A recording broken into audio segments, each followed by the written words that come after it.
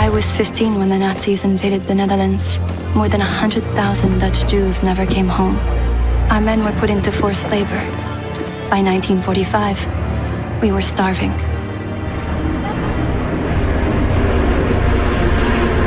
The food drops gave us hope. And then the Canadians came.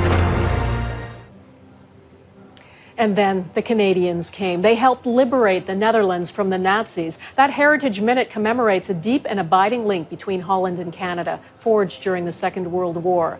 On this 75th anniversary, the gratitude is felt as deeply as ever, even, as Mike Armstrong explains, if it can't be expressed as openly. There are no big ceremonies at this, the largest Canadian war cemetery in the Netherlands. Hundreds of Canadians were supposed to have made the trip over. Even Prime Minister Trudeau planned to be on hand. None of that is happening. En dat we hier samen staan. Well, one tradition still being kept was on the eve of the anniversary, a speech by the Dutch king. This town square would usually have been packed as the country remembered the 250,000 Dutch people killed during the Second World War. In the same town square, 75 years ago this week, thousands celebrated the end of the war as it turned out too early. German soldiers in a window opened fire on the crowd and killed more than 30.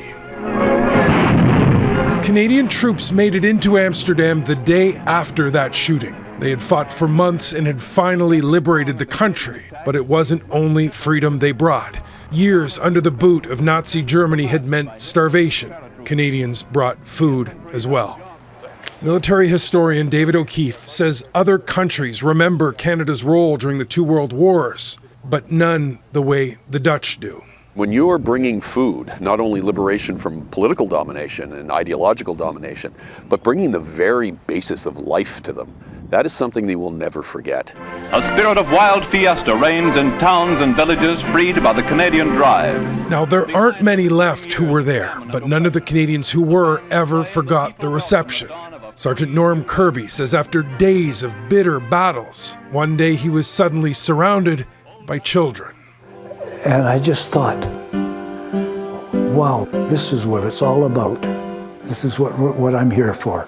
Seeing these kids, and it's my favorite picture of the war.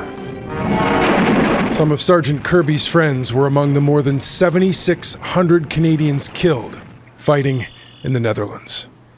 Mike Armstrong, Global News, Montreal.